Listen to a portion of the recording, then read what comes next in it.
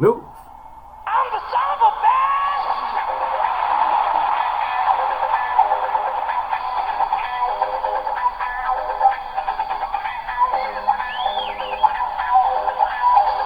Time for the news, folks. Okay, here we go. We're going to be talking about a lot of crazy folks out there today. And the first crazy person is coming out of Canada. Canadian Prime Minister Justin Trudeau apologized Thursday afternoon about controversy of him appearing in photos from years ago dressed in blackface and brownface. At least 3 photos have been released that show Trudeau wearing darkened makeup on his face. Trudeau on Thursday spoke to reporters in Winnipeg where he apologized for wearing brownface and blackface. This is something deeply, deeply regret.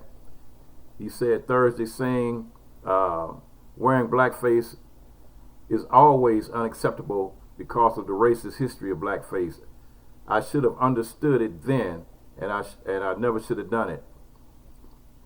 When asked if the public can expect more photos of him in blackface to emerge, Trudeau said he couldn't be sure. So that's, now you got people up in Canada, man, dressing up in blackface. So here's another crazy story. You got a white guy that had a DNA test, and his DNA test revealed that he's 4% black. Now he's trying to apply for affirmative action, some affirmative action accounts, and he was actually able to get one affirmative action account on a state level, and so it's really a sad situation that you have to deal with here. Whereas you have, he went and had a DNA test and he discovered, oh, I'm 4% black, so now I'm going to apply for this affirmative action money, and so he was able to get the affirmative action money on the state level. When he tried to apply for affirmative action money on a federal level, he couldn't get the money.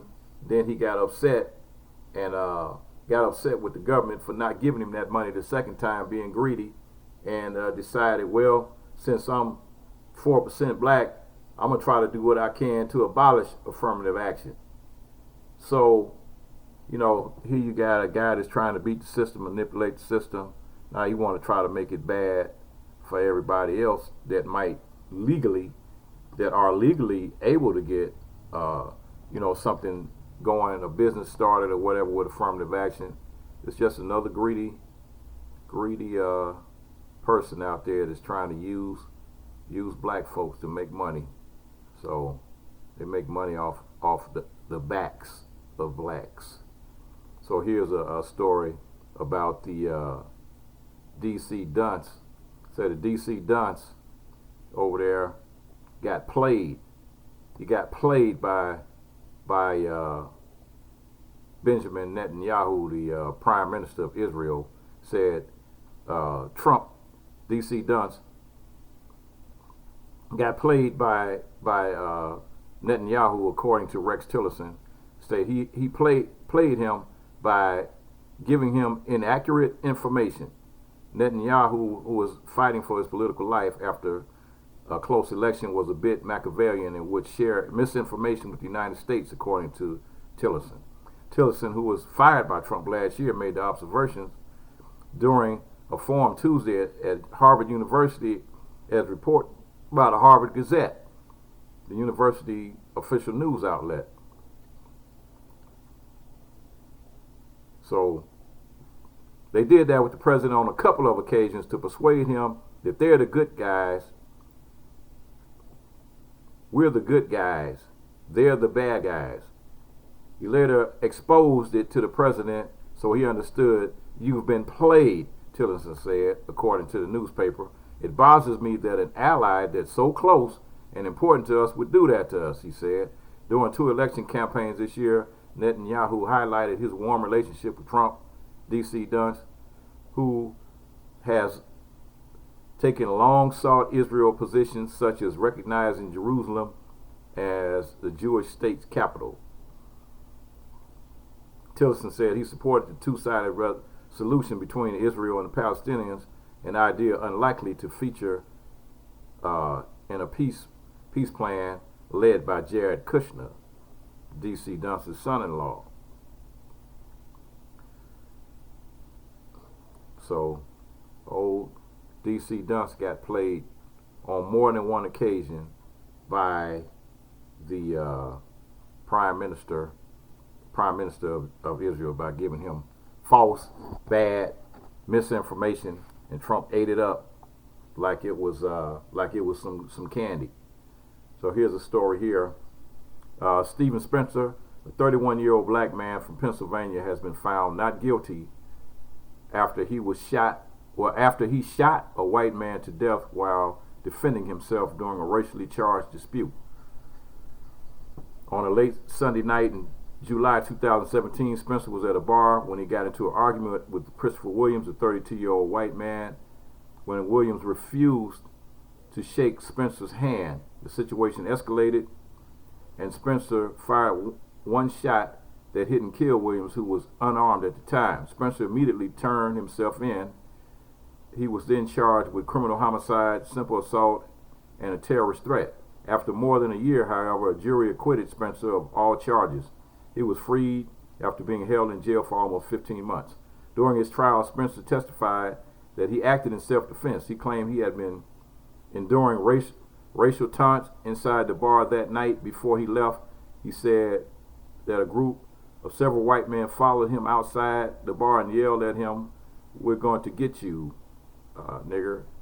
Fearing for his life, he pulled out his gun and he fired one shot. Meanwhile, the prosecutor argued that what Spencer did could not have anything to do with the confrontation inside the bar, and he should have ran away instead of pulling out his gun. But in a rare case, the court sided with Spencer, a black man, and acquitted him. "I was fighting for my life for 15 months, and I finally made it. Justice was served," Spencer said. And here's my feel-good story of the day, and it's President Obama takes a rare swipe at the D.C. Dunce by naming 2 things a president should not do. Former President Barack Obama seemed to take direct aim at the D.C. Dunce on Wednesday by naming 2 things the occupant of the Oval Office shouldn't do. And the D.C. Dunce does both a lot. Obama said in a tech conference that when he was president, he relied on a diversity of opinions before making decisions according to Axios. The other thing that is helpful is not watching TV or reading social media. Do not watch TV and don't read social media if you're trying to be the president. Those are 2 things I would advise if you're president to not do. It creates a lot of noise and clouds your judgment.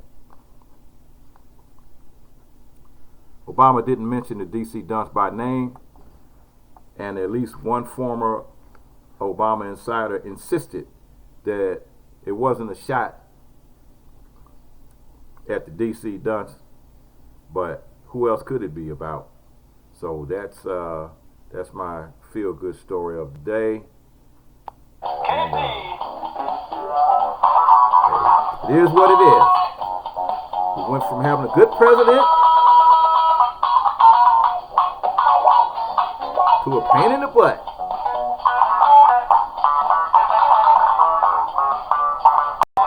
KP in the news. Peace.